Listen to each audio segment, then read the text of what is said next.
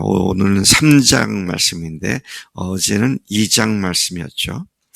어제 주일날 우리가 새벽에 안 모였습니다만은 2장 말씀에서 보면 하나님께서 사탄에게 네가 내 종을 주의하여 보았느냐 그렇게 물으시며 네가 나를 충동하여 까닭 없이 그를 치게 했는데도 그가 여전히 자기의 온전함을 굳게 지켰느니라. 자랑스러운 욥에 대한 하나님의 인정과 그를 그의 모든 재산과 자녀들을 다 없애고 죽여버린 사탄 앞에 하나님은 욥에 대해서 이렇게 굳은 믿음을 가지고 또 그를 기뻐하며 사탄에게 이렇게 말을 하니까 사탄은 4절부터 10절까지 해서 그의 몸을 치면 그가 건강을 해치게 되면 반드시 주를 욕할 겁니다. 그가 건강하니까 멀쩡하니까 그렇지 그건 별 수가 없습니다. 그러니까 하나님께서 내가 그를 내 손에 맡기지만 그의 생명은 해하지 말아라. 그게 생명만 건드리지 않고 건강을 치도록 허락을 하시죠. 그래서 사탄이 와서 그의 발바닥부터 머리 꼭대기까지 정수리까지 온몸에 종기가 나게 했고 그래서 그 너무 가려워서 재에 앉아 질그릇 조각 있죠. 기왓장이라고도 표현된 곳도 있고 한데 질그릇 조각을 가지고 온몸을 긁고 앉아 있었고 자 그렇게 하다 보니까 그 모습을 보는 아내조차도 9절에서 당신이 그래도 자기의 온전함을 굳게 지키느냐 하나님을 욕하고 죽으라 악담을 퍼부었습니다. 이에 욥은 우리가 하나님께 복을 받았은즉 화도 받을 수 있는 거 아니냐. 어떻게 이렇게 말하여 입술로 죄를 범하지 않은 그런 모습을 보여주고 있습니다. 그리고 11절부터 13절까지에는 욥의 세 친구들이 욥의 소식을 듣고 각각 다른 지역에 살았던 그들이 달려와서 위로하고 위문하러 왔고 그의 모습이 너무도 참혹한 모습 때문에 아무 말도 하지 못하고 고박 7일을 함께 땅에 있었다. 이것이 어제 말씀이고요. 오늘 말씀은 3장인데 욥이 너무 괴로워서 자기 생일을 저주하는 내용이 3절부터 10절까지 나옵니다. 내가 태어난 날, 그날이 없었더라면, 그 밤이 없었더라면, 그 밤에 일을 하는 사람들이 그 밤이 없어서 일을 못했었더라면 얼마나 좋았겠는가. 자기가 태어난 생일을 저주하는 모습을 보게 됩니다. 그 때문에 탄식하고 그 생일을 저주했을 뿐 하나님을 원망하는 데까지는 나아가지 않았다는 사실을 주목하게 됩니다. 여러분 우리도요 고통을 당하거나 어려움을 당하게 될 때 그 아픔과 고통을 저주할 수는 있지만 그 아픔 때문에 괴로움 때문에 너무 힘들어서 비명을 지를 수도 있지만 하나님을 원망한 데까지는 나가지 말아야 한다는 사실을 교훈으로 받습니다. 그 극심했던 고통에 한번 귀를 기울여 보십시다. 3절부터 10절까지 제가 이것을 공동번역에서 인용을 해보았습니다. 공동번역에서 번역한 것을 제가 한번 읽어보겠습니다. 내가 난 날이 멸망하였더라면 산의 아이를 베었다고 하던 그 밤도 그러했더라면 그날이 캄캄했더라면 하나님 위에서 돌아보지 않으셨더라면 빛도 그날을 비추지 않았더라면 어둠과 죽음의 그늘이 그날을 자기 것이라고 주장하였더라면 구름이 그 위에 덮였더라면 흑암이 그날을 덮었더라면 그 밤이 캄캄한 어둠에 잡혔더라면 해의 날 수와 달의 수에 들지 않았더라면 이게 무슨 말입니까? 아예 달력에 그날이 없었더라면 그런 말이죠.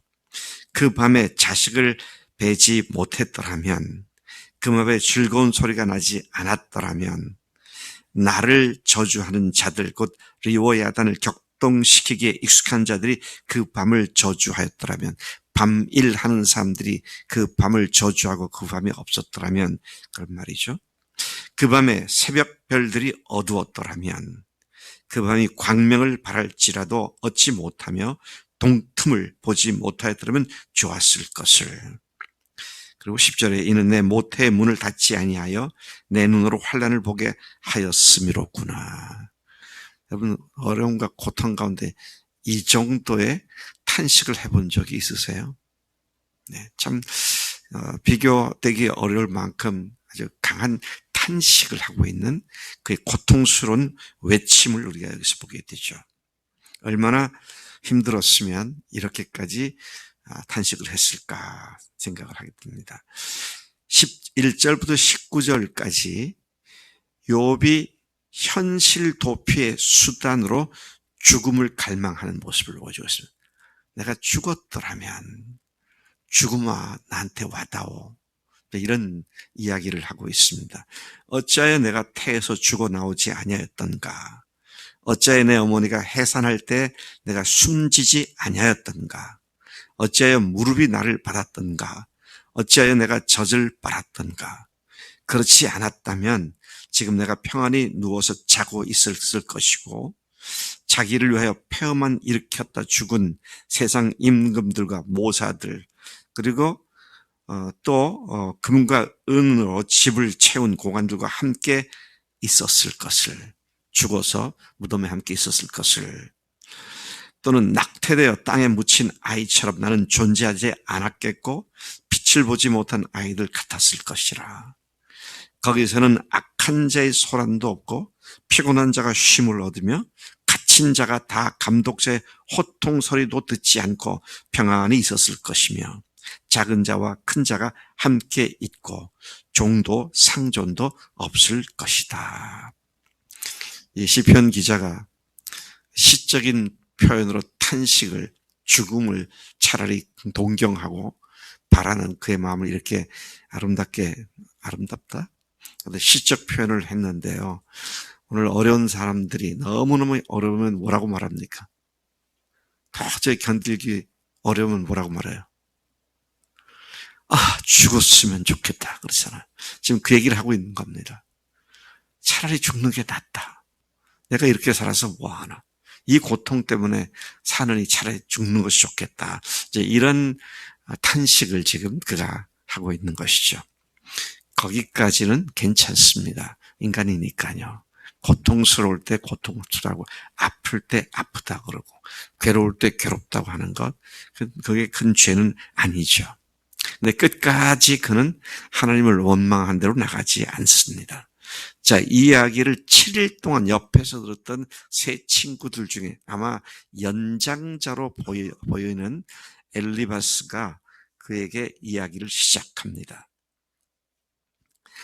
자, 이 친구가 이야기하는 걸 가만 들어보면 아주 지극히 당연한 원칙을 가지고 그에게 접근하고 있는 것을 보게 됩니다. 여러분, 지극히 당연한 원칙을 갖고 접근해서 해결되는 것이 많이 있죠. 원칙에 어긋난 사람들에 대해서 원칙을 다시 일깨워주고 이거 아니냐, 이렇게 하지 않느냐, 그렇게 얘기를 해서 그 사람을 도와줄 수 있고, 대부분의 상담 기법이 다 그런 원칙을 가지고 얘기를 합니다. 근데요, 인생은 항상 원칙이 적용되지 않을 때가 너무나 많아요. 내가 알고 있고 내가 믿고 있고 내가 확신하고 있는 선과 의가 전혀 해당되지 않을 수 있는 그런 상황들이 너무나 많다 그것이죠. 사실은 예수님이 하나님으로서 세상에 오셔서 우리를 위해 죽으셨다, 이게 말이 안 되는 겁니다. 이거 원칙적으로 따지면 있을 수 없는 일이에요. 그런데 하나님께서는 우리가 알고 있는 원칙과는 관계없이 사랑하기 때문에 그 원칙을 깨뜨리시고 세상에 찾아오셔서 하나님이신 예수님이 죽으시고 그리고 부활하셔서 하나님으로서 그렇게 하셨음을 증명해 주셨기 때문에 그래서 어떻게 됐습니까? 그래서 오늘 저와 여러분들이 이렇게 살아있고 하늘나라를 소망 삼는 자들이 되었잖아요. 저도 좀 이런 성향이 강합니다. 원리 원칙적인 걸 지키려고 애를 씁니다. 그렇다고 항상 원리 원칙만 주장은 아닙니다. 대부분은 원리 원칙 주장해요. 왜? 기본이 안 서 있으면 예외적인 사랑이라는 건 있을 수 없죠. 완전히 개판이 돼버리니까요. 그래서 내가 어제 청년들한테 뭐라 그랬어. 이내도 들었지 어제. 아니 주일날 지들이 목장하라 그랬더니 3주째 연속 딴 데 가서 딴짓하고 돌아다니고 어제는 또 소풍 간다고 나가고 말이야. 이건 원칙이 안 되는 거야. 이건. 한 달에 한 번이나 그렇게 나가는 건 괜찮아. 근데 이제 그래서 이걸 내가 얘기를 하면 목사님은 원리주의자고 어쩌고 하는데 아니 기본을 지키면서 해야지. 이제 저는 이제 그렇게 강하거든요. 우리가 임동면 목사님도 보면 저는 조금 늘 때도 있는데 영락 없이 아침 5시 17분 16분이면 도착해서 새벽불 켜고 다 그렇게 그다음에 바로 또 이어서 인권사님 또 오시고 또 이어서 최 집사님 오시고